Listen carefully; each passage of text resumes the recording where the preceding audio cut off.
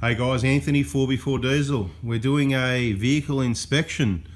Try and make it a quick one for you. It's probably going to be all the usual stuff you've seen before.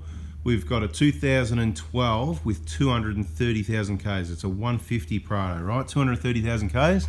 We're going to quickly go over all the usual sort of stuff. Now, I can certainly find things that need to be done and money that needs to be spent.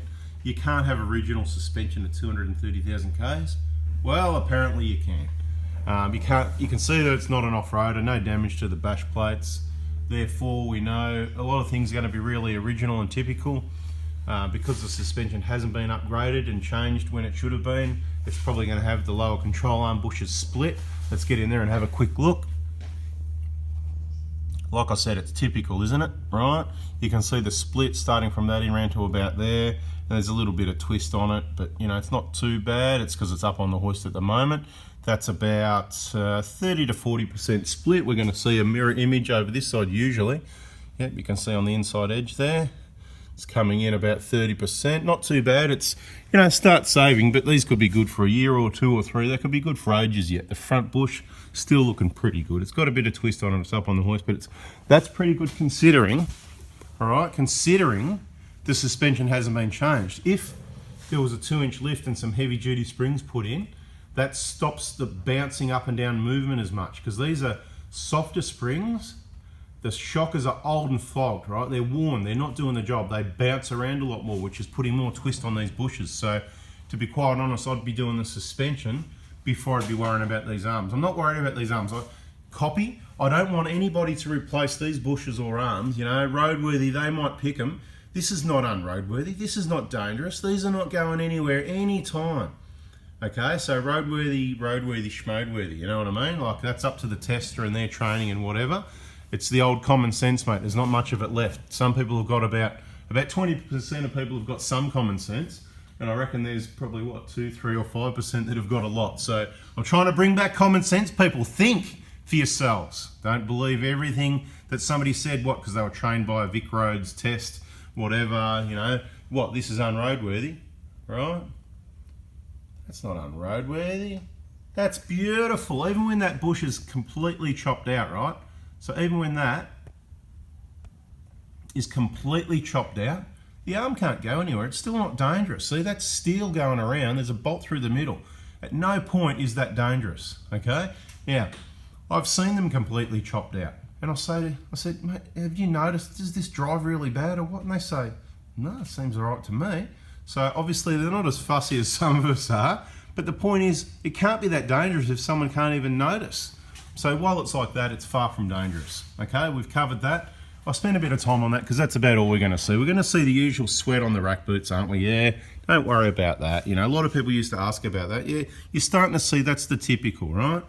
You know, old flog suspension, it's going to be bouncing around. You can see a little bit of sweat on the upper ball joint, no problem, not unroadworthy, all standard, normal.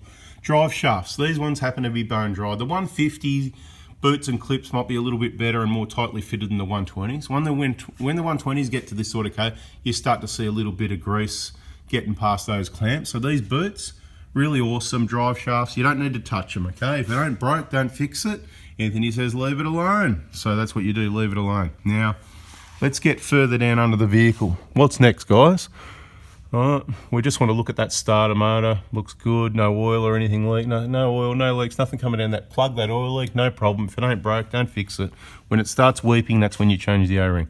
No oil on the bottom of the turbo. These engine mounts will be good. Auto pan's good. Pan hasn't been off. We could probably do with an auto flush. So let's, you know, mental note of maintenance on the vehicle.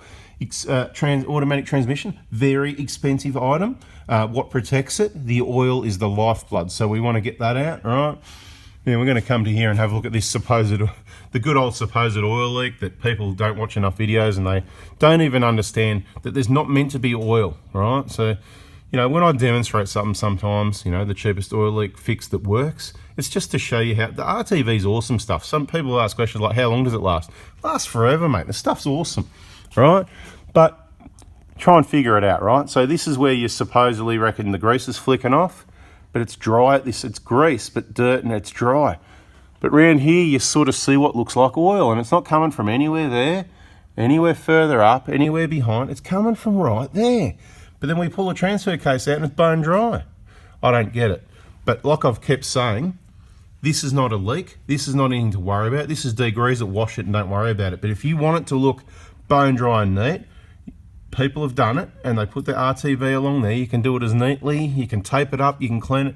People have said tighten the bolts. You don't need to tighten the bolts. There's no oil meant to be in here. That just holds this transfer case to the back of that transmission. That's all it does. Anyway, moving on.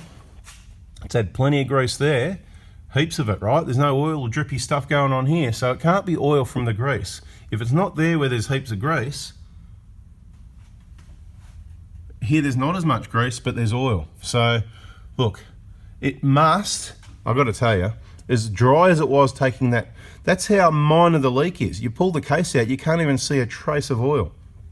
So, if it's that minor, it's not worth fixing, I'm trying to tell you, right? That's what I'm trying to say. You change those seals, whatever, it's just labour intensive, you know. Look, easier on a 150 fit because they've got the electronics here. That's good because then you don't have to go in, you just got to undo the plug, so it's easy to get the transfer case out. But whatever, right? Let's have a look around. Original shockers at the back there, of course.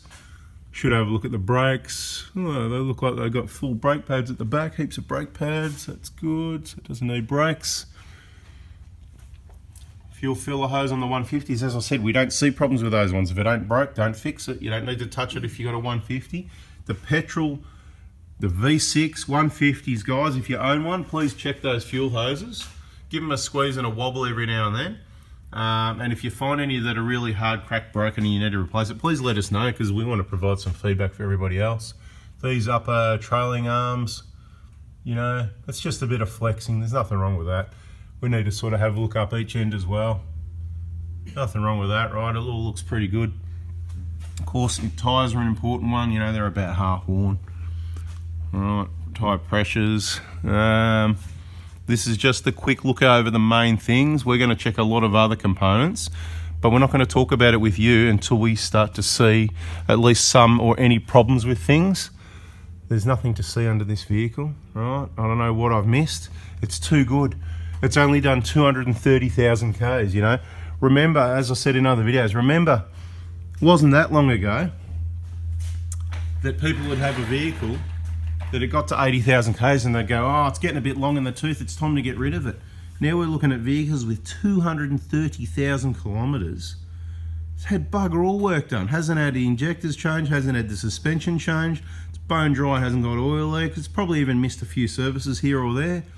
Awesome vehicle, but it's going to be even more awesome. I'll tell you one thing I did notice. It's got the exhaust squeak, so there's a little gasket that goes in between there. You can see all the goo, see all that goo? Basically the moisture in the exhaust and the rubbing, it's a flexible joint, right? Looks like someone's had it off actually. It looks like there's been tools on that, so there you go. Someone's done something. What's going on here? Why has someone been onto that? Because I can see, oh actually, yeah, I know what's going on now. It was in a bingle at the front, and it's good that we haven't noticed anything yet because I'd forgot about that and I haven't noticed anything. So what we'll do, we'll get up the front there and have a bit of a look around, see if we can notice any ways to tell if it's been in a bingle, because at the I'm putting these bolts being undone related to that. Maybe it might have got a good shunt at the front, but those bolts at the turbo there, they look pretty original. So look, maybe someone's just put some goo. It looks like that's silicone actually. No, someone's, I can see. So they've found the squeak, right? Someone's been playing around. Okay, I'm working it. Someone's gone, I found the squeak, and they've tried to tighten the bolts maybe. That hasn't worked, and then they've got smeared their silicone. I thought that was wet. Silicone won't work, guys, sorry. All you do is you get the gasket. We've shown it in other videos. Just search our videos. What's it called? That annoying squeak or something like that. I've mentioned it in dozens of videos, but there's going to be ones that, you know, specifically, that's why you keep watching. We're 9 minutes in, and if you missed it so far, you're getting to learn it here now. You replace the gasket. If you want to try cleaning, sanding the gasket with some rough emery, you want to stretch those springs a little bit to make a bit more spring pressure, you can do that. You want to replace them, you can do that, whatever you want, but don't over tighten them because they come to a point where they stop. See how they're fitted, just take note. Anyway, that's one thing I noticed that was maybe an issue. And the other issue is 230,000 Ks on original injectors. So number one priority, I've said it before, we're going to do a video on it, but you've got to get the You've got to get the heart right before you do the Botox. You get me? So there's no point having a vehicle that's not healthy and then doing suspension and bull bars and all the fancy stuff that you like. The Botox, we call that the Botox, right? So if I start talking about Botox, I'm talking about bling, accessories, stuff you might even not really even need. You've got to get the heart right first. That means the engine, the injectors, the BFE, mechanicals. The next thing is probably suspension, because it is safety and you want to prevent further damage to those bushes under there.